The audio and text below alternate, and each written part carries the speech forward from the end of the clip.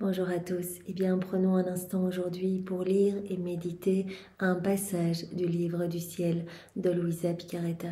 Au nom du Père qui me crée, du Fils qui me sauve et du Saint-Esprit qui me sanctifie. Amen.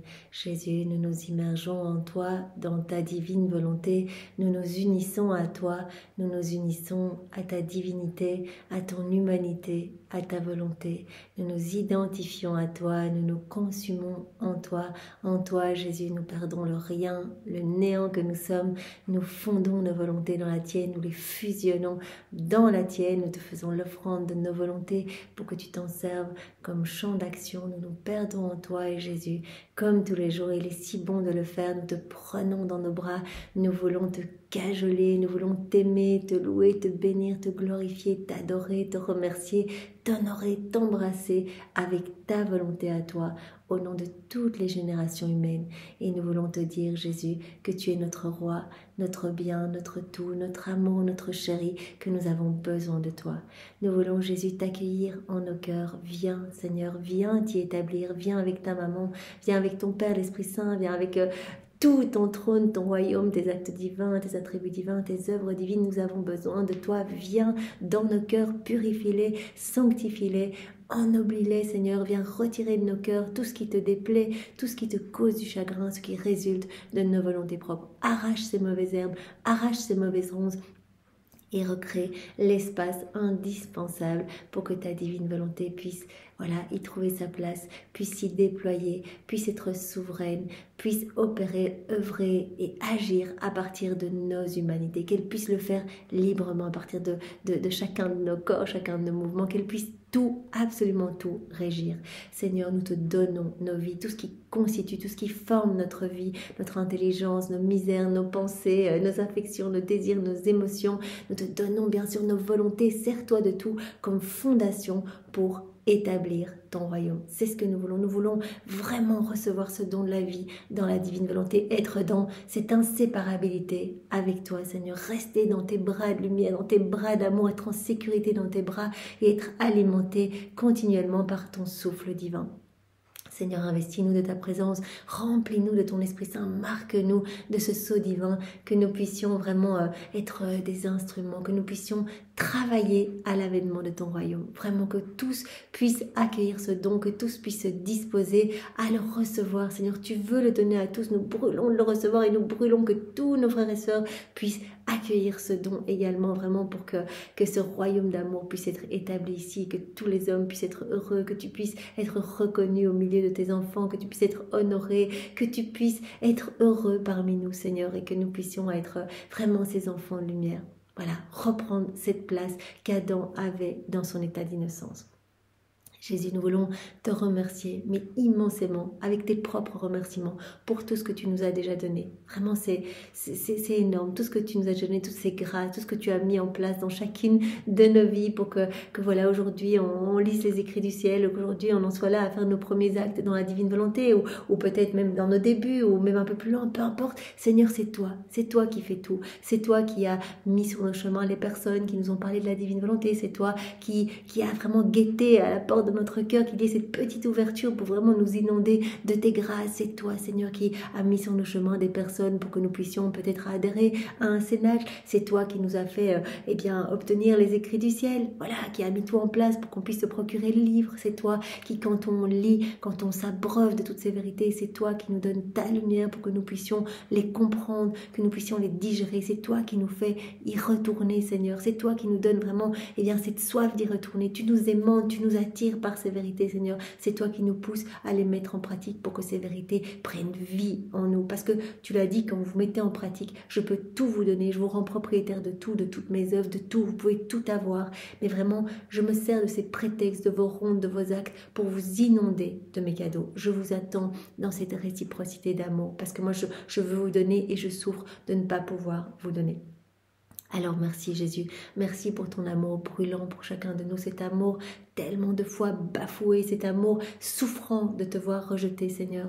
Nous voulons répondre à ton amour. Nous voulons te dire que nous le voyons partout. Nous voulons te dire qu'au plus nous nous plongeons dans les écrits du ciel, au plus toi tu désobstrues nos sens et on voit cet amour, cette activité palpitante partout. On voit l'activité de ta divine volonté partout. Et nous voulons répondre à ta tendresse au nom de tous ceux qui se servent des éléments de la création, mais juste pour leur propre satisfaction, sans te remercier, sans te louer, sans te reconnaître, Jésus. Alors vraiment, nous allons t'offrir notre amour, mais notre amour est imparfait, petit, voilà, il est limité. Donc nous ne voulons pas t'offrir notre amour, nous voulons unir notre amour au tien, à la perfection du tien, à l'amour de ta maman, à l'amour du Père, l'amour de l'Esprit Saint, l'amour trinitaire. Et à ce paquet d'amour, on va ajouter tous les actes d'amour que tu as placés dans l'œuvre de la création, de la rédemption, de la sanctification. On va ajouter tous les actes qui ont été accomplis dans la divine volonté par Maman Marie, la totalité de ces actes, par Adam dans son état d'innocence, par Louisa, tous ces actes qu'elle a fait, tous ces soleils magnifiques, irradiants, on les greffe à ce paquet d'amour et tous les actes accomplis par toutes les âmes après Louisa dans la divine volonté. Chacun de nous, quand on essaie de faire un acte, cela forme un soleil, cela amène de la gloire parfaite, de l'amour parfait, de l'adoration parfaite à la Trinité. Alors on greffe ces actes à ce paquet d'amour. Et cette boule d'amour, Jésus, on va aller la placer comme on a l'habitude de le faire sur chaque élément de la création pour répondre à ta paternité divine, pour répondre à ton amour, pour tenir compagnie à ta divine volonté et suivre chacun de ces actes, unir nos actes aux siens pour que nos actes et les siens ne forment qu'un. Aussi, Seigneur, eh bien, nous plaçons ce paquet d'amour sur chaque tige, chaque herbe, chaque feuille, chaque brindille, chaque arbre, chaque arbuste, chaque plante, chaque fleur, chaque semence, que ces semences vont produire, tout ce que la terre contient, chaque atome de terre, chaque molécule d'air, chaque particule de lumière, sur la lune, les étoiles, leurs sentiments, le soleil, ses rayons, ce que ces rayons vont toucher, les planètes, les galaxies, dans les plaines, les vallées, les montagnes, les prairies, sur chaque flocon de neige, chaque grain de sable, chaque grain de poussière, chaque goutte d'eau, chaque insecte, chaque animal, chaque bestiole, chaque poisson, chaque algue, chaque minéraux, chaque caillou. Enfin, on inonde l'espace, on inonde l'univers, on inonde la création avec cet amour pour toi, Seigneur. Et partout, on te demande, s'il te plaît, que vienne le royaume de ta divine volonté. Vous imaginez, sur chaque grain de sable, que vienne ton royaume, Seigneur, que ta volonté soit faite sur chaque feuille, chaque fleur, dans le vent, partout. On veut tout inonder avec cette demande et te demander que toutes les âmes puissent être sauvées, que plus aucune ne se perde. Tu souffres tant quand les âmes s'arrachent de ton cœur pour aller se perdre. Tu souffres tant de les voir en haillons, de les voir malheureuses, de les voir courir à la perdition. Seigneur, que plus aucune ne se perde. Vraiment, nous te prions tout particulièrement pour les agonisants, pour qu'ils puissent s'éteindre dans de bonnes dispositions. C'est tellement important.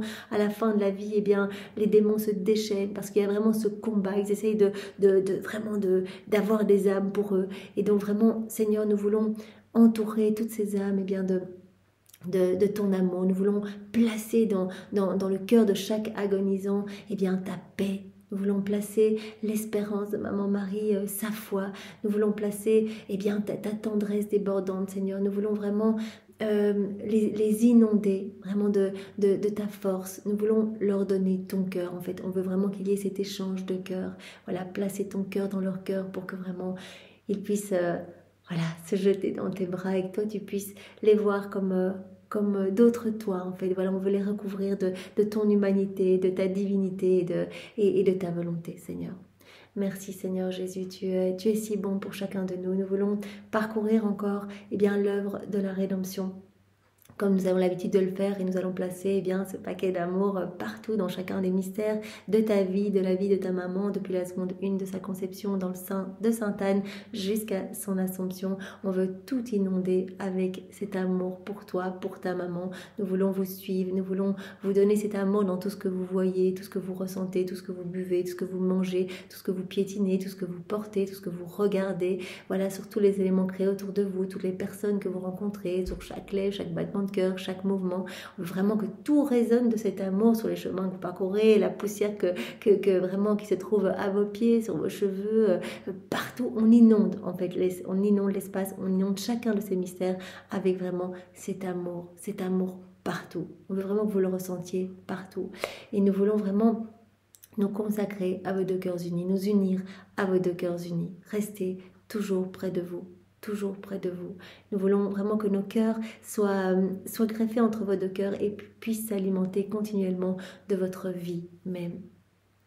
Voilà, nous voulons encore, puisque cela nous est permis et que dans la divine volonté, on est propriétaire de tout, eh bien, on va reprendre tous vos actes, tous vos pas, toutes vos paroles, tous vos regards, tous vos soupirs, vos gémissements, vos prières, vos peines, vos souffrances, vos réparations, vos joies aussi. On va tout reprendre, l'intégralité de vos actes. On reprend tout, on ajoute nos je t'aime et on offre tout au Père pour lui demander, eh bien, à nouveau, l'avènement du royaume de la divine volonté, lui demander que vraiment que plus aucune âme ne puisse s'écarter de ton cœur, Seigneur, que tout puisse être attaché à toi et t'aimer, Seigneur. Alors nous allons maintenant parcourir tous les sacrements. Jésus, tu nous l'as dit, je vous attends dans toutes mes œuvres. J'attends vos baisers, j'attends vos caresses, j'attends votre compagnie, j'attends le cortège de votre amour dans mes œuvres. Je vous attends. Et vraiment, il avait même dit à Louisa, c'était très touchant, voilà, quand tu tardes un peu à venir, tu es distraite, tu fais pas tout de suite ta ronde, voilà, au début, eh bien, Jésus dit, mais alors je m'impatiente, je dis, mais qu'est-ce qu'elle fait? Pourquoi elle ne vient pas? Donc Jésus attend nos petites rondes, attend notre compagnie, attend notre amour. Il attend cela lui fait du bien d'avoir ce retour d'amour au nom de tous ces enfants qui ne remercient pas et qui vivent comme, voilà, déconnectés de Dieu, qui vivent seuls, qui vivent vraiment obstrués dans leur volonté propre. Aussi, Seigneur, eh bien, nous allons répondre à ton amour dans le sacrement du baptême, puisque toi, tu souffres de ne pas pouvoir donner tous les fruits attachés à ces sacrements.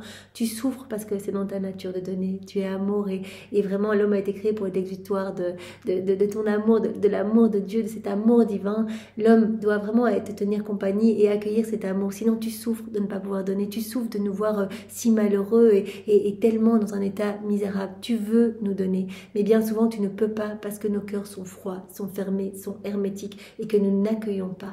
Nous ne sommes pas réceptifs à ton amour et à tes grâces. Et toi, tu souffres. Aussi, Seigneur, dans ce sacrement du baptême, nous accueillons tous les fruits de ce sacrement. Voilà, nous accueillons tout cet amour que tu veux donner dans ce sacrement. Nous l'accueillons, nous le faisons nôtre. Nous ajoutons nos je t'aime et nous te redonnons tout.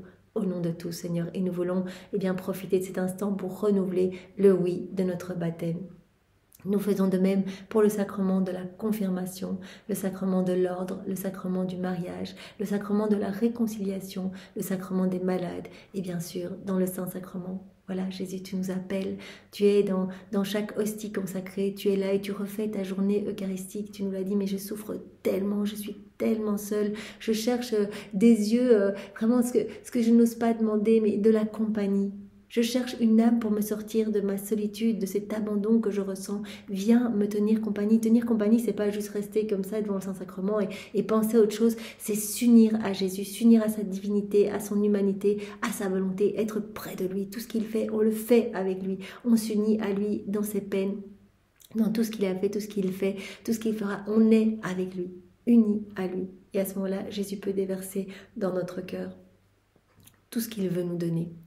Alors Jésus, vraiment, nous voulons être avec toi dans chaque cœur qui t'a reçu, qui te reçoit, qui te recevra, pour te dire, Jésus, que ta volonté soit faite. Jésus, je te demande pardon pour tous ces moments où j'ai agi seule, où j'ai agi sans toi, où je t'ai roué de coups de pied, de coups, de crachats. Je te demande pardon, Seigneur, pour toutes ces irrévérences.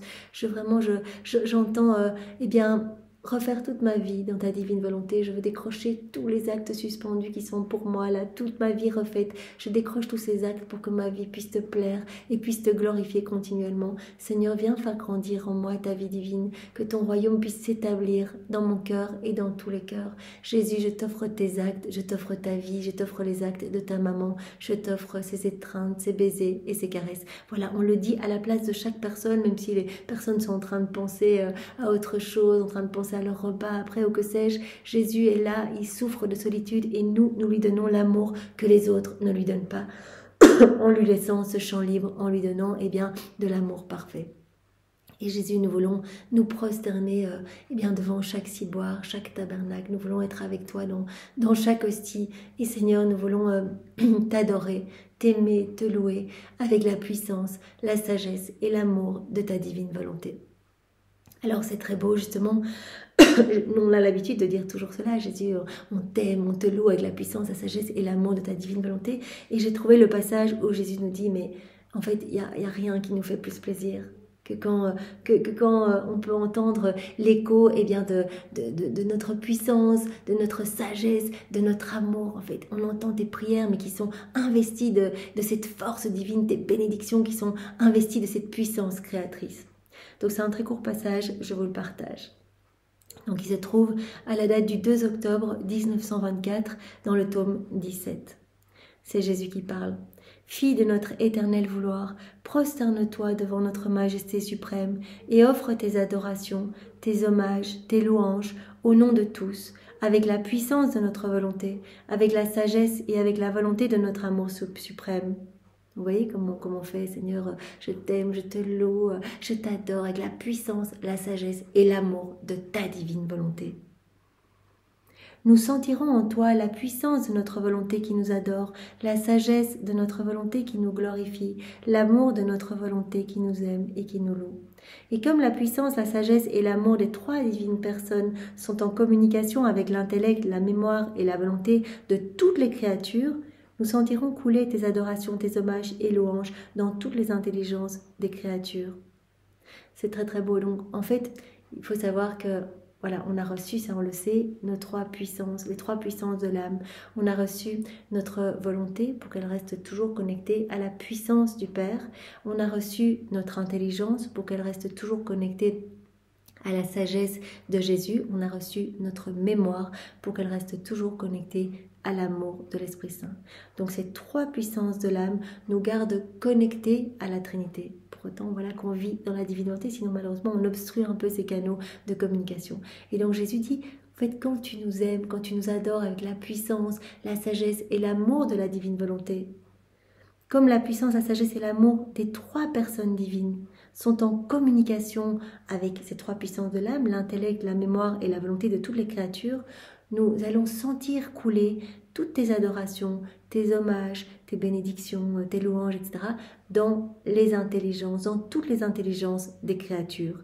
Et ces adorations, hommages et louanges, s'élevant entre le ciel et la terre, nous entendrons l'écho de notre propre puissance. On va entendre l'écho de notre propre puissance, de notre propre sagesse et de notre amour qui nous adore, qui nous loue et qui nous aime. Donc on offre vraiment du parfait à Dieu. Donc, et toutes nos adorations, nos louanges, nos bénédictions, donc voilà, faites dans la divine volonté, eh bien, vont couler dans toutes les intelligences des créatures. Voilà, c'est comme si toute l'humanité entière, toutes les générations venaient adorer, louer, bénir parfaitement, vraiment avec la puissance, la sagesse et l'amour de la divine volonté. Il n'y a pas d'adoration plus grande, d'hommage plus noble, d'amour et de louange plus divin que tu puisses nous donner. Donc, il n'y a rien de plus grand, c'est vraiment l'adoration la plus belle qu'on peut faire, les louanges les plus belles, les bénédictions les plus belles, l'amour le plus beau qu'on peut donner quand on dit voilà, Jésus, je t'aime, je te loue, je te bénis, je t'adore avec ta volonté, avec la puissance, la sagesse et l'amour de ta divine volonté. Voilà, c'est comme si toutes les intelligences créées, eh bien, venaient donner cet amour, que tous les hommes venaient s'unir, eh bien, à notre voix pour offrir du parfait. Et la Trinité entend l'écho eh bien, de sa propre puissance, de sa sagesse et de son amour qui l'adore, qui le loue, qui le bénit, qui l'aime. Il n'y a pas d'adoration plus grande, d'hommage plus noble, d'amour et de louange plus divin que tu puisses nous donner. Aucun autre acte ne peut égaler ces actes, ni nous donner autant de gloire et autant d'amour, parce que nous voyons planer dans l'acte de la créature la puissance, la sagesse et l'amour réciproque des trois personnes divines. Voilà, on prie. Eh bien, dans cet acte de prier, de louer, de bénir, eh bien, Jésus dit, il n'y a rien de plus beau parce qu'on voit planer dans cet acte, on voit planer l'amour, la puissance et la sagesse réciproque. Cet amour réciproque des trois personnes divines. La puissance, la sagesse et l'amour réciproque des trois personnes divines. Voilà, on voit cela dans ton acte, dans ta prière, dans tes louanges, dans tes bénédictions. Nous trouvons nos actes dans l'acte de la créature. Comment ne pas les agréer et ne pas leur donner la suprématie sur tous les autres actes. Voilà, suprématie sur tous les autres actes, des prières faites dans la divine volonté. Cela touche le cœur de Dieu parce que ces prières ont vraiment la puissance créatrice, sont investies de cette force divine.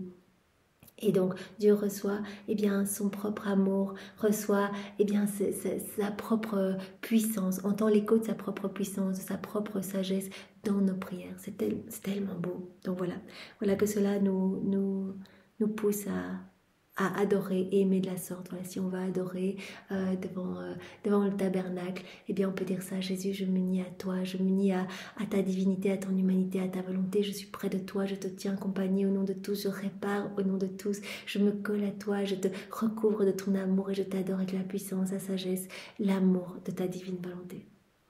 Et donc on fera l'offrande la plus belle qui soit.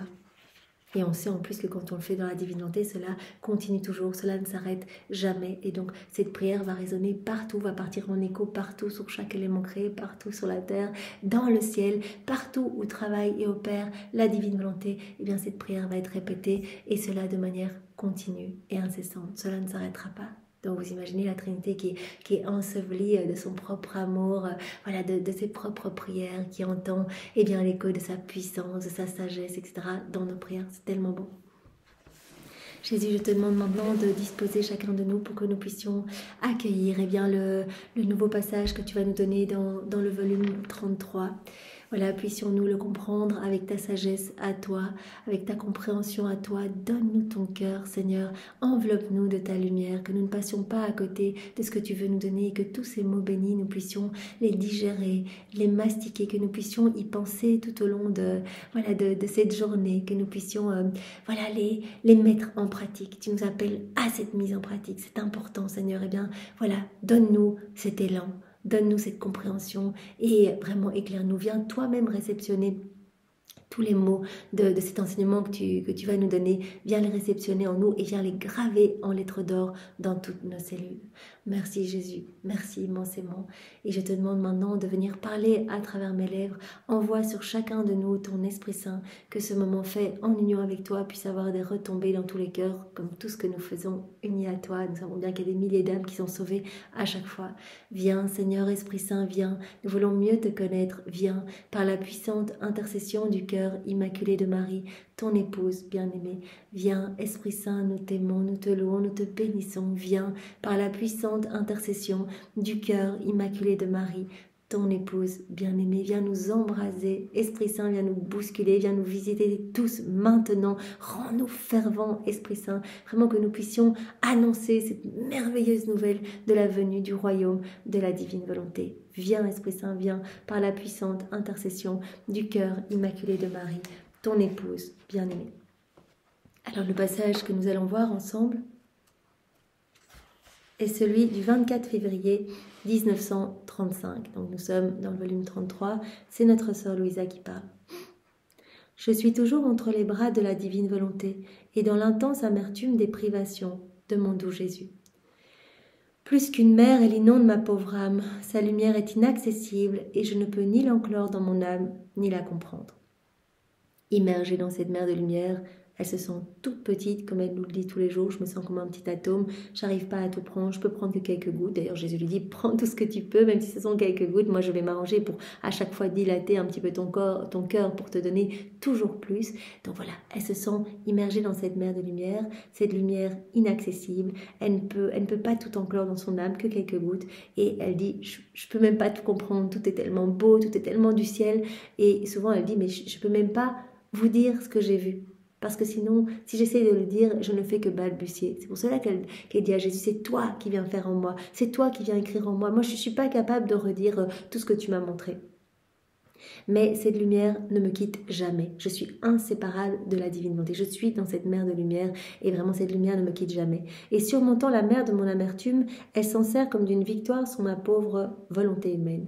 La divine volonté se sert de tout quand on est immergé en elle, quand on est plongé en elle. Elle va se servir de tout comme victoire, comme triomphe sur notre volonté humaine. Donc même l'amertume de Louisa qui ne voit pas Jésus, qui souffre de cette privation avec Jésus, eh bien la divine volonté, puisqu'elle vit cela dans la divine volonté s'en sert comme un triomphe, comme une victoire et vraiment comme un acte magnifique qui va être amené eh bien, par l'ange gardien de Louisa, par toute la cour céleste, tous les saints, qui va être amené comme un trésor dans les trésors divins, en fait, comme un précieux trophée de la divine volonté. Ma bienheureuse fille, tu dois savoir que nous avons doté la créature de raison pour qu'elle puisse connaître le bien et le mal dans les actes qu'elle accomplit. Vous vous rappelez, il y a quelques jours, Jésus nous avait dit on aurait pu doter toute la création de raison. On aurait donné la raison au soleil, etc., pour recevoir une gloire mais immense des éléments créés, mais on ne l'a pas fait. On n'a pas donné la raison aux éléments créés. On a sacrifié quelque part cette gloire qu'on aurait reçue si on avait donné la raison aux éléments créés, et bien pour la donner uniquement, pour donner la raison uniquement à l'homme, par amour pour l'homme. Vraiment pour montrer que l'homme, c'est notre chef-d'œuvre, c'est le chef de toute la création. Donc l'homme est le seul à être doté de cette raison. On a doté la créature de raison pour qu'elle puisse connaître le bien et le mal dans les actes qu'elle accomplit, qu'elle puisse savoir ce qui est bien, ce qui est mal, qu'elle puisse connaître cela. Si son acte est bon, elle en gagne un nouveau mérite, une nouvelle grâce, une nouvelle beauté et une plus grande union avec son Créateur. S'il est mauvais, elle en reçoit une souffrance qui lui fait ressentir sa faiblesse et la distance qui la sépare de celui qui l'a créée. Voilà, donc la créature avec sa raison, et donc elle sait exactement ce qui est bien, ce qui est mal, et donc si elle fait des actes bons, elle va recevoir un nouveau mérite, de nouvelles grâces, elle va se sentir plus proche de Dieu, etc. Tandis que si elle fait des actes mauvais, eh bien, elle va ressentir la souffrance, elle va sentir cette distance qui va se créer avec celui qui l'a créé. Donc, parce qu'on a la raison, on peut choisir de faire le bien ou le mal, et on va en ressentir les conséquences. La raison, c'est l'œil de l'âme, et la lumière qui parvient jusqu'à la créature lui fait voir la beauté de ses bonnes œuvres, le fruit de ses sacrifices, et lorsque la créature fait le mal, la raison sait comment la déchirer. Donc la créature a la raison, donc elle va vraiment ressentir toutes les conséquences de ses actes. Elle va pouvoir voir si elle fait des actes bons, la beauté de ses actes, etc., de ses bonnes œuvres, le fruit de ses sacrifices. Si elle fait des actes mauvais, cela va vraiment la déchirer. La raison possède cette vertu que si la créature agit bien, elle se sent au poste d'honneur et maîtresse d'elle-même, et à cause du mérite qu'elle acquiert, elle se sent forte et en paix. Si elle fait le mal, la créature se sent confuse et esclave de ses propres maux. Donc voilà, elle ressent conséquences des actes qu'elle a choisi de faire. Si elle fait de bonnes choses, elle va ressentir la force, la paix, elle va se sentir plus proche de son créateur, etc. Elle va sentir vraiment cette maîtrise sur elle-même. Si elle fait des actes mauvais, elle va se sentir confuse, esclave de ses propres maux, de ses misères, etc. Mais lorsqu'elle accomplit de bons actes dans ma divine volonté, en vertu de la raison qu'elle possède, nous lui donnons le mérite des actes divins. Donc, quand des actes sont accomplis dans nos volontés humaines, les actes bons sont accomplis dans notre volonté humaine, Jésus va nous donner un mérite humain. Mais Jésus dit, à plus forte raison, quand une âme choisit de vivre dans la divine volonté, qu'elle choisit de faire des actes en union avec moi, qu'elle fusionne sa volonté dans la mienne, ces actes vont devenir des vies divines, on le sait, on l'avait vu hier, les 3 prérogatives de l'âme qui vit dans la divine volonté, ce qu'elle acquiert, c'est le droit de propriété, le droit de glorifier continuellement son Créateur et le droit à la vie divine en fait. Tout ce qu'elle va faire va devenir une vie divine. Chaque acte qu'elle va faire va devenir une vie divine, un acte divin. Donc, ce ne sera plus un acte humain, mais cet acte va être vidé de ce qu'il y a d'humain pour être rempli de divin. Donc ça va devenir un acte divin. Donc Jésus nous dit, a fortiori, quand une âme choisit d'agir dans la divine volonté, on va lui donner les mérites d'actes divins. Ce mérite lui est donné en fonction de ses connaissances, toujours en fonction des connaissances. Je ne connais presque pas la divine volonté, par exemple, j'entends un petit peu parler, je fais un acte, le mérite sera beaucoup plus grand si je fais ce même acte chargé de toutes les vérités du livre du ciel, toutes ces connaissances que j'aurai mastiquées, que j'aurai digérées, qui auront pris vie en moi. Parce que je vais avancer, je vais faire cet acte vraiment rempli d'amour, brûlant d'amour, pour vouloir glorifier la Trinité, mettant vraiment cette intention de réparer pour tous. Donc les mérites seront donnés en fonction des connaissances, plus ou moins grand mérite suivant les connaissances, mais toujours mérite d'acte divin. On agit dans la divine volonté, on va avoir le mérite d'un acte divin. Ce n'est plus d'un acte humain, c'est un acte divin. Si la volonté humaine veut œuvrer dans la nôtre, elle s'élève tellement qu'elle ne reste plus dans les profondeurs des actions humaines. Voilà, je veux agir dans la divine volonté, ma volonté humaine ne reste pas dans les profondeurs des petits actes humains, même s'ils sont très bons, très pieux. Ma volonté humaine s'élève, et elle entre dans la divine volonté, elle entre dans le divin vouloir. Et elle imprègne son acte comme une éponge de sa lumière, de sa sainteté et de son amour, si bien que son acte disparaît dans le nôtre et que c'est notre acte divin qui réapparaît. La volonté humaine ne reste pas dans les petites œuvres humaines, mais si elle veut œuvrer dans la divinité, elle s'élève, elle va se greffer dans le divin vouloir. Et en fait, la divinité va imprégner comme une éponge qui imprégnerait, va imprégner l'acte de la créature de sa lumière, de sa sainteté, de son amour. Et l'acte humain va disparaître Et c'est l'acte divin qui va vraiment prendre place dans cet acte. Donc c'est vraiment, il n'y aura plus rien d'humain, mais cet acte va être rempli de divin. Cet acte va devenir divin, éternel, rempli de l'infini, avec cette portée illimitée, intemporelle, universelle, cet acte ne s'arrêtant jamais. Comme la créature perd tout son prestige humain dans notre divine volonté, on croit que la créature elle-même ne fait rien. On pense que c'est la divine volonté qui fait tout. Mais il y a vraiment cette part active de la créature. Si on ne se plonge pas dans la divine volonté, si on n'apporte pas notre volonté humaine, si on ne la fusionne pas nous-mêmes délibérément dans la divine volonté, il n'y a rien qui se passe. Jésus dit, on croit que la créature elle-même ne fait rien, mais cela n'est pas vrai. Lorsque ma volonté travaille, c'est en vertu du fil de la volonté humaine qu'elle a reçu dans ses mains. C'est parce que la créature est venue lui amener sa volonté humaine. Elle dit, je veux faire cet acte, je veux faire cet acte dans ta divine volonté. Donc vraiment, c'est l'acte de la créature qui est amené et la divine volonté va vraiment travailler cet acte pour le vider de ce qui résulte de la volonté humaine, de tout ce qu'il y a d'humain, pour le remplir de divin, pour que cet acte soit divin, infini, éternel. Donc c'est en vertu du fil de la volonté humaine que la divine volonté, c'est en vertu du fil de la volonté humaine qu'elle a reçu dans ses mains et qui forme son prestige et ses conquêtes sur les actes de la créature. C'est parce que la créature s'est immergée volontairement dans la divine volonté. Voilà. Avec sa raison, elle a décidé de se plonger dans la divine volonté et d'abandonner sa volonté, de la donner, de donner sa volonté, de la fusionner dans celle de Dieu. Voilà, c'est comme Jésus nous donnait cette image, voilà, cette mer de lumière, voilà, cette image que Louisa utilise souvent quand elle commence à écrire, et je suis dans cette mer de lumière, etc. Donc vraiment, il faut vraiment qu'on ait ce petit plongeon dans cette mer de lumière. Il n'y a rien qui va se passer si on ne se plonge pas dans la divine volonté. Je me plonge dans la divine volonté, Seigneur, et je mange avec ta volonté, je marche, je me lave avec ta volonté, je nettoie mon jardin avec ta volonté, je travaille, j'écoute, voilà. Mais il faut ce petit plongeon, il faut se plonger dans la divine volonté, il faut faire l'offrande de notre volonté. Si on ne le fait pas, en fait, on n'est pas dans cette mer de lumière. Il n'y a rien qui se passe, nos actes restent des actes humains. Lorsque ma volonté travaille, c'est en vertu du fil de la volonté humaine qu'elle a reçu dans ses mains. Il faut qu'on lui donne notre volonté humaine et qui forme son prestige et ses conquêtes sur les actes de la créature. Et la raison humaine abandonne les droits qu'elle a reçus en hommage à ma volonté. Donc notre volonté, on l'offre et notre raison humaine abandonne les droits qu'elle a reçus en hommage à la divine volonté.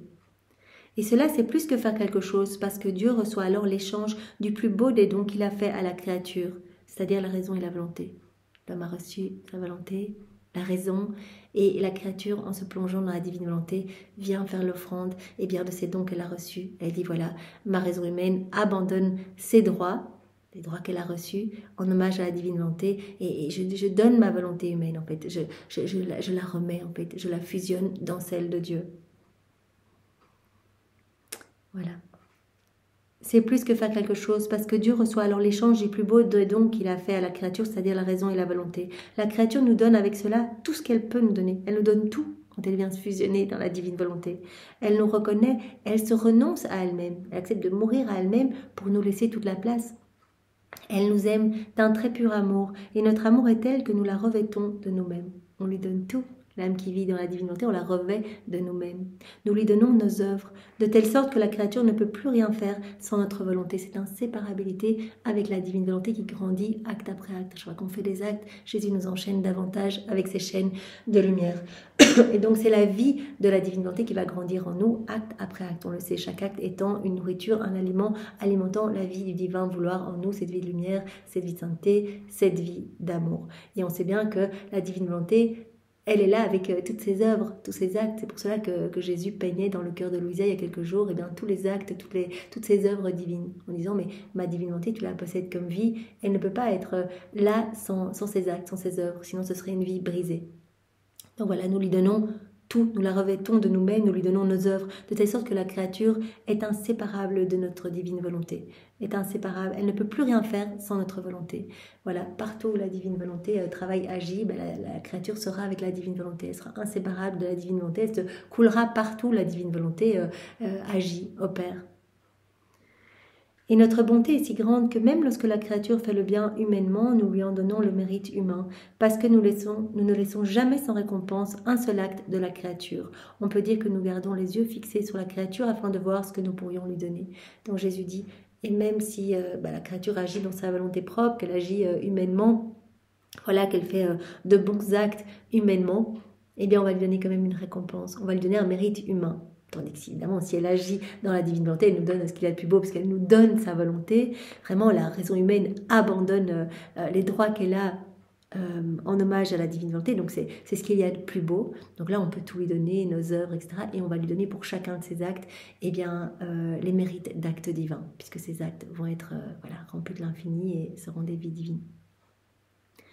Après quoi il garda le silence et continuait à penser comment cette divine volonté a toujours l'œil sur nous et nous aime tant qu'elle ne nous quitte pas un seul instant. Lorsque mon doux Jésus reprit la parole, la divine volonté a toujours l'œil sur chacun de nous pour nous donner, en fait, même si on fait des actes bons dans nos volontés propres, on va quand même recevoir voilà, un mérite humain. Voilà. Donc elle veut toujours nous donner, elle veut toujours nous récompenser pour nos actes bons. Ma fille, ma divine volonté est tout pour la créature. Sans ma volonté, elle ne pourrait pas vivre même une minute. La divine volonté, on sait, elle régit tout. Elle alimente tout, elle fait tout partout. Voilà, elle opère dans chaque élément créé. Voilà, elle maintient toute la création en place. Et elle régit aussi nos battements de cœur, notre circulation, notre mouvement, notre être. Donc la divine volonté, elle est tout pour la créature. Sans la divine volonté, la créature ne pourrait pas vivre même une minute. Donc c'est la divine volonté qui nous maintient en vie. Tous ces actes, ces mouvements et ces pas lui viennent de ma volonté. Voilà, comme Jésus nous avait montré cette image, la divine volonté, c'est le mouvement éternel divin et tout tourne autour. En fait, tout est alimenté, tout est régi par ce mouvement éternel divin. Donc toute la création tourne autour, nos mouvements, nos battements de cœur, etc. Tout tourne autour. Il n'y a que notre volonté propre bien, qui ne tourne pas autour de ce mouvement éternel divin et qui n'est pas enrichi du coup par ce mouvement éternel divin. Mais donc tout est régi par la divine volonté. Les actes, les créatures, ces mouvements, c'est pas... Tout lui vient de ma divine volonté. La créature les reçoit sans savoir d'où ils viennent, ni qui lui donne la vie. Souvent, voilà, on a envie, on ne pense pas à remercier, on ne réalise pas que c'est la divine volonté qui nous maintient en vie, qui maintient toute la création en vie. Je lui avais dit, mais si j'arrêtais de souffler, je suis la divine volonté, si j'arrêtais de souffler quelques instants, tout repartirait au néant. Donc souvent, on se sert de tout, on ne pense même pas à remercier, et pire même, on se plaint, on saccage toute la création, etc. Donc vraiment... grande ingratitude de l'homme qui ne voit pas bien, cette activité divine partout, cette activité palpitante partout. C'est pourquoi beaucoup ne pensent pas à tout ce que ma volonté fait pour elle et ne lui accordent pas les droits qui lui sont dus. Seule l'âme qui vit dans la divine volonté va pouvoir redonner ses droits à la divine volonté, la laisser souveraine, opérer à partir de son humanité. Souvent, les créatures ne lui donnent pas les droits qui sont dus à la divine volonté. Il est nécessaire de savoir que ces droits de mon divin vouloir permettent à la créature qui les connaît de pouvoir faire cet échange et de savoir qui est celui qui donne la vie à ses actes, qui ne sont rien d'autre que les statuts animés par mon divin vouloir. C'est fort ce terme, statut animé par mon divin vouloir. Donc vraiment sans la divine volonté, on serait des statuts inanimés, mais c'est la divine volonté qui nous donne vie, qui nous donne notre mouvement, etc. Et il est indispensable que la créature puisse avoir connaissance, donc par ces décrets du ciel, connaissance de la divine volonté, de tous ses biens, de tous les bienfaits, de tout ce qu'elle fait, de tout ce qu'elle veut faire, de ses droits aussi, pour pouvoir rentrer dans cet échange d'amour et lui redonner ses droits. Et ces droits sont innombrables. Les droits de la divine volonté sont innombrables. Droits de création, droits de conservation, d'animation continuelle. Tout ce que ma divine volonté a créé et qui sert au bien-être de l'homme constitue un droit. Tout ce que la divine volonté a fait pour que l'homme soit bien, tout ce qui sert au bien-être de l'homme, eh bien, ce sont comme autant de droits que la divine volonté acquiert sur l'homme, détient sur l'homme. Elle a tout fait pour nous et donc elle a des droits sur nous, sur la créature. Par conséquent, le soleil, l'air, le vent, l'eau, la terre et toutes choses ont été créées par ma volonté et sont autant de droits qu'elle détient sur l'homme. Donc elle a vraiment droit de création, droit de préservation, droit d'animation continuelle, droit sur l'homme, parce que tout a été fait pour l'homme, tout a été fait pour le bien-être de l'homme. De plus, ma rédemption, le pardon après le péché, ma grâce, le bienfait du travail sont des droits plus grands encore que ma volonté a acquis sur la créature. Encore plus grand que la divine volonté acquis sur l'homme, eh bien, la rédemption, le pardon après le péché, la grâce, le bienfait dans le travail, etc. Donc elle a vraiment des droits sur nous. Elle a acquis, elle détient des droits sur l'homme, la divine volonté. On peut dire que la créature est façonnée par ma volonté qui est cependant inconnue. Voilà, nous sommes façonnés par la divine volonté qui régit absolument tout, mais nous ne la connaissons pas. Malheureusement, trop peu de personnes connaissent la divine volonté et sont dans ce rapport d'amour, la remercie, l'aime, lui laisse de la place, lui redonne ses droits. Quelle souffrance de ne pas être reconnue. Mais afin d'avoir le triomphe, la vie de ma volonté dans la créature, il est nécessaire qu'elle sache ce que ma volonté a fait et continue de faire par amour pour les créatures. Donc cette connaissance est nécessaire pour rentrer dans cet échange d'amour.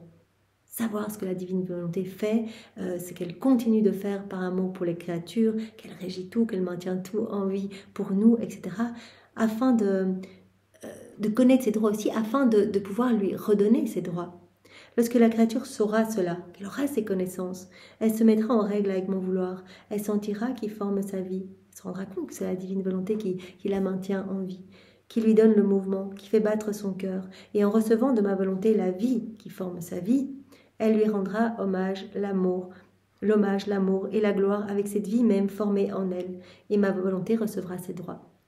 Donc il n'y a qu'en connaissant ce que la divine volonté fait, ce qu'elle continue à faire par amour pour nous, ce qu'elle maintient, tous ses droits, tous ses bienfaits, en connaissant la divine volonté, par ses connaissances, qu'on va pouvoir vraiment retourner dans cet échange d'amour. Vraiment, Adam qui était dans cet échange d'amour avec la Trinité, qu'on va pouvoir être dans cet échange, qu'on va pouvoir lui redonner l'hommage, l'amour, la gloire. Voilà. Et ma volonté recevra ses droits. Donc l'âme qui vit dans la divine volonté va reconnaître la divine volonté, va lui laisser toute la place. Voilà, elle va voir la divine volonté à l'œuvre partout, elle va la suivre, elle va suivre ses actes, elle va l'accompagner, elle va placer ses je t'aime partout. Et toutes ces petites rondes, tous ces petits actes qu'elle va faire, cela va alimenter la vie de la divine volonté en elle, qui prendra de plus en plus de place, qui aura ce droit de souveraineté dans la créature et qui va pouvoir agir et opérer librement à partir de l'humanité de cette créature qui s'offre, qui voit, qui connaît la divine volonté.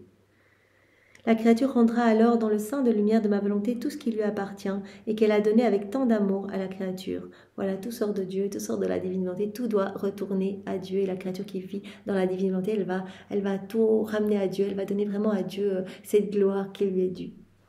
Bref, ma volonté sentira naître à nouveau dans ses bras celle qu'avec tant d'amour elle a créée. Voilà, ça va être comme une renaissance. Une renaissance, voilà, la créature qui comprend enfin, qui aime la divine volonté, qui lui laisse de la place, voilà, qui redevient vraiment enfant de Dieu. Parce qu'on a perdu cette place, comme on l'a vu hier, il n'y a que l'âme qui vit dans la divine volonté qui va pouvoir vraiment acquérir ce droit de filiation et être vraiment dans ce rapport... dans ce rapport d'amour paternel en fait. Elle est vraiment dans les bras de son père, elle va tout recevoir, elle va être propriétaire de tout et vraiment elle va être dans cette sécurité et tout lui appartiendra. Oh, si tous pouvaient connaître les droits de ma volonté, si tous pouvaient avoir cette connaissance, si tous pouvaient reconnaître ma divine volonté, tous pouvaient l'aimer, tous pouvaient voir son activité palpitante partout, si tous pouvaient connaître ses droits. Si tous pouvaient connaître son amour ardent et constant qui est si grand que lorsque mieux qu'une mère, elle lui donne la vie et le jour, sa jalousie d'amour est si grande qu'elle ne la quitte pas un seul instant. Voilà. La divinité ne quitte pas un seul instant la créature. On le sait, la divinité elle est en chacun de nous, mais quand on agit dans nos volontés propres, on la met sur la croix, elle est dans le râle de l'agonie, on agit, puis on va ressentir ce mal-être, parce qu'en fait c'est l'agonie de la divine volonté dans notre cœur qu'on va ressentir, ce vide que l'on ressent, cette dépression, c'est ces burn-out à n'en plus finir. En fait, c'est la divine volonté qui est en train d'étouffer, qui est en train d'agoniser, on ne lui laisse pas de place. Et acte après acte fait dans nos volontés propres, on étouffe cette vie divine en nous. Et on alimente, au contraire, une vie de passion, une vie de mauvaises tendances, une vie de mauvais comportements, etc. Tandis que quand on vit dans la divine volonté, la divine volonté n'est plus sur la croix, elle est en nous, elle prend de la place, elle se déploie et on alimente cette vie divine en nous. Cette vie de lumière, de sainteté, elle prend de plus en plus de place et donc vraiment au point tel que Jésus a dit, à force de faire vos actes, j'aimerais bien vous amener à ce quatrième niveau de vie dans la divine volonté et vous allez être pur amour, pure lumière, rempli entièrement de ma lumière et que vraiment ma divine volonté puisse investir absolument tout et de manière continue, vos regards, vos pensées, vos paroles, qu'elle puisse investir chacun de vos actes, chacun de vos pas, que tout nous amène de la joie et de la gloire dans le ciel.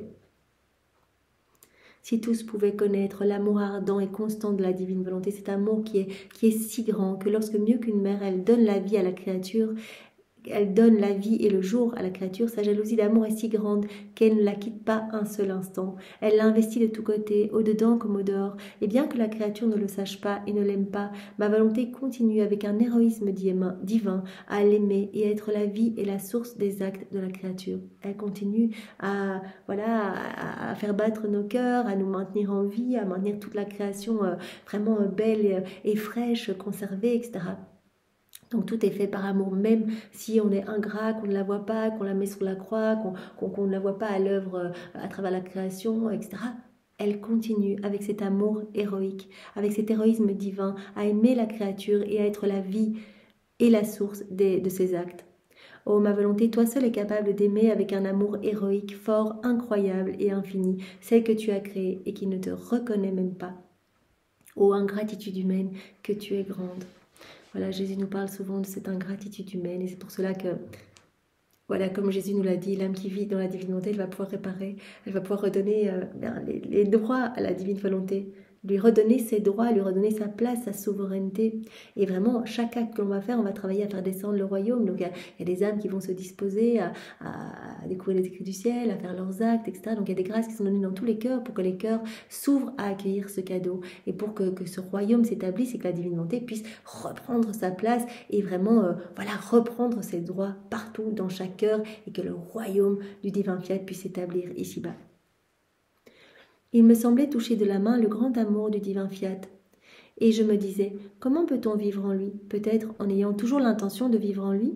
Aimant-je toujours aimable, Jésus ajouta. Ma bonne fille, il n'y a pas d'intention dans la vie, dans ma divine volonté. Voilà, Jésus dit, il n'y a rien qui reste à l'état d'intention dans la divine volonté. Si tu veux faire quelque chose dans ma divine volonté, ça y est, ça devient un acte divin. Jésus, je veux manger avec ta volonté, boum, directement, cet acte reçoit l'empreinte divine, le cachet divin, le sceau divin, l'empreinte de l'image trinitaire, etc. Et directement, cet acte va être rempli de l'infini, rempli des merveilles du ciel. Il y a directement tous les saints, les anges qui viennent se déverser dans cet acte, la Vierge Marie, la Trinité, pour que cet acte soit complet, parfait, magnifique. Cet acte va directement être amené voilà, par la voie royale à la place la plus élevée dans le ciel, cette place d'honneur, et va être placé bien dans les trésors célestes, vraiment comme un triomphe de la divine volonté. Donc il n'y a rien qui reste à l'état d'intention. Il n'y a pas d'intention dans la vie, dans ma divine volonté. Les intentions servent lorsque les actes ne peuvent pas être accomplis. Une intention, quand ça reste à l'état d'intention, c'est qu'on n'arrive pas à accomplir l'acte. Par exemple, dans nos volontés propres, Seigneur, j'aimerais bien faire, j'ai l'intention de faire le rosaire tous les jours ou de jeûner 2 fois par semaine, comme le demande Maman Marie à Medjugorje, etc. Mais j'ai pas la vertu de le faire et finalement, je n'arrive pas à donner vie à tout le bien que je voudrais faire. Voilà, donc ça reste à l'état d'intention.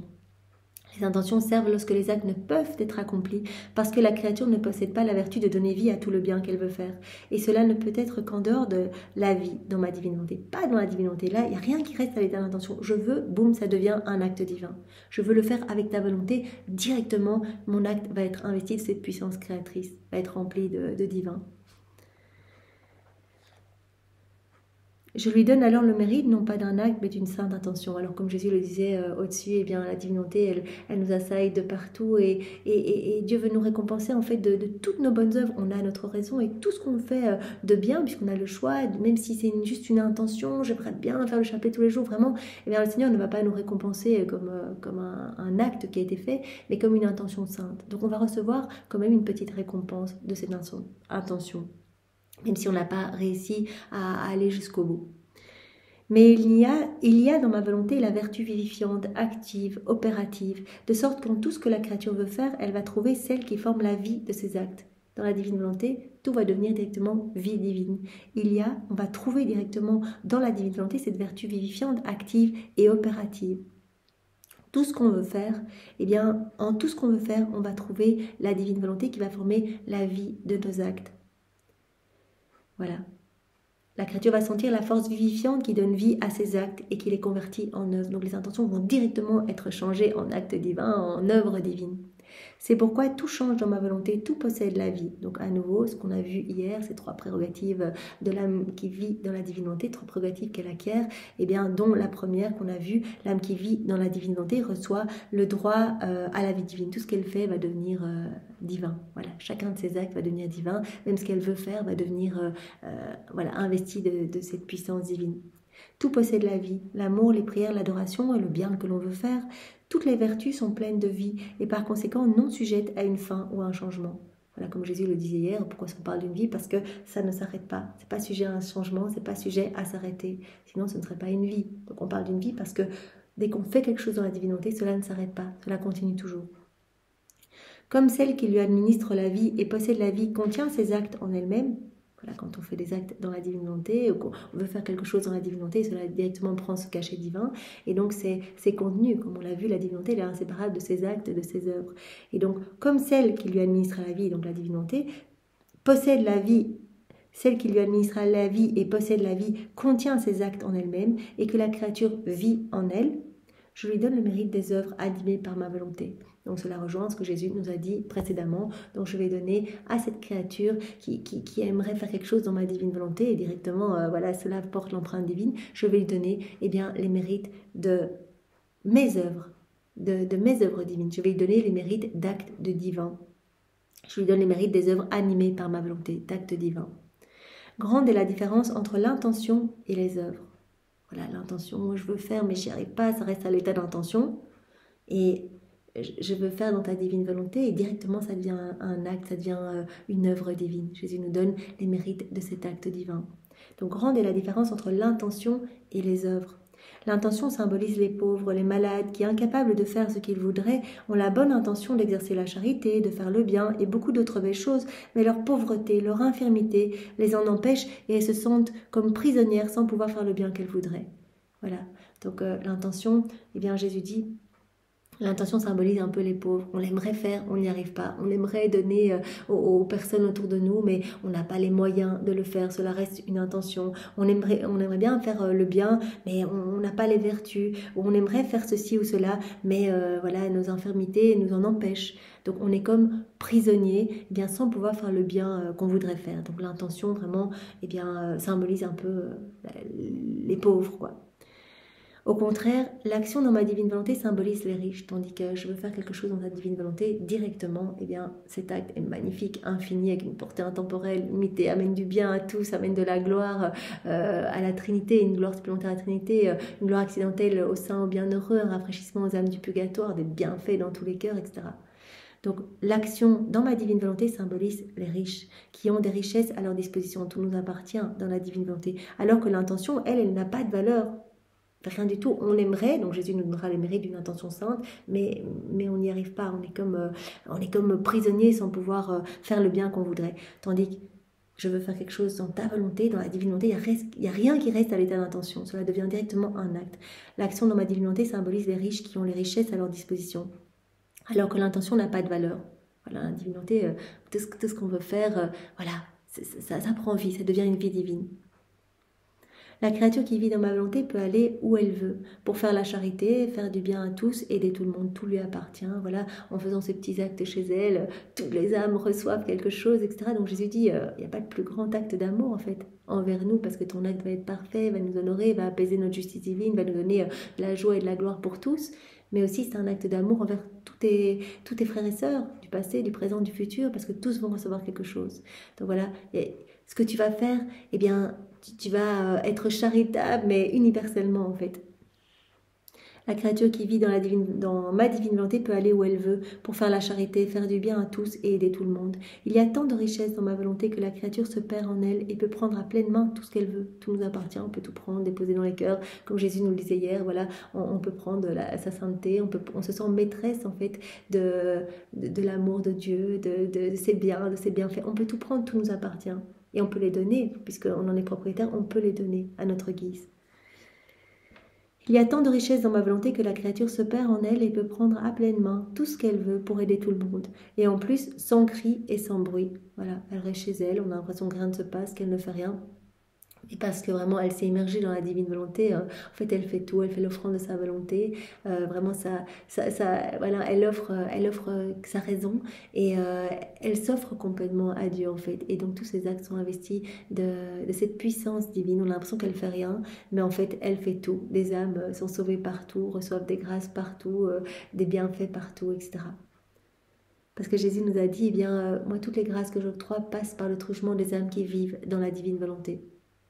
Parce qu'aujourd'hui, par exemple, on prend ce moment ensemble dans la divine volonté. Ben, les âmes du passé ont reçu, par exemple, voilà, les grâces de mourir martyr, ou la grâce de devenir saint, ou la grâce eh bien, de certains charismes, de voir la Vierge Marie, etc. Et les âmes du futur découvriront les écrits du ciel, les âmes autour de nous, etc.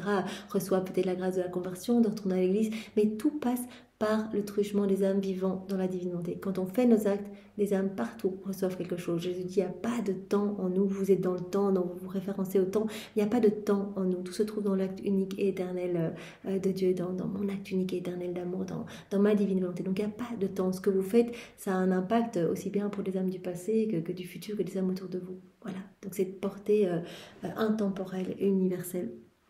Donc on a l'impression qu'on ne fait rien, mais en fait Jésus dit elles font tout parce qu'elles me donnent cette volonté, elles me donnent leur volonté et ce qui permet à ma divine volonté d'agir dans cette volonté. Donc elles offrent leur volonté comme champ d'action.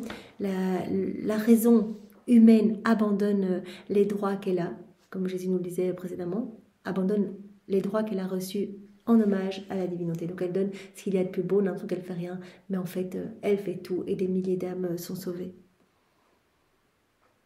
Voilà. Elle peut prendre à pleine main tout ce qu'elle veut pour aider tout le monde. Et en plus, sans cri et sans bruit, comme un rayon de lumière, elle offre son aide et se retire. Voilà, on est chez nous. Et en fait, voilà, il y a des âmes qui reçoivent partout, parce qu'on a mangé dans la divine volonté, parce qu'on a fait notre vaisselle dans la divine volonté, etc.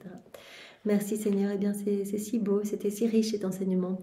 Et pour te remercier, eh bien une fois de plus, parce que nous aimons tant le faire, eh bien nous te prenons dans nos bras et avec les bras de Maman Marie, nous t'enveloppons sous son manteau céleste, nous te donnons eh bien ses baisers à elle, son cœur, nous te donnons sa maternité, nous te donnons sa maternité et vraiment nous prenons sa maternité que nous plaçons dans tous les cœurs pour que tous les hommes puissent t'aimer avec cet amour et puissent aimer leur prochain avec cet amour tout maternel. Merci Jésus, sois loué, béni et glorifié au nom de tous. Au nom du Père et du Fils et du Saint-Esprit. Amen. Soyez tous bénis. Au revoir.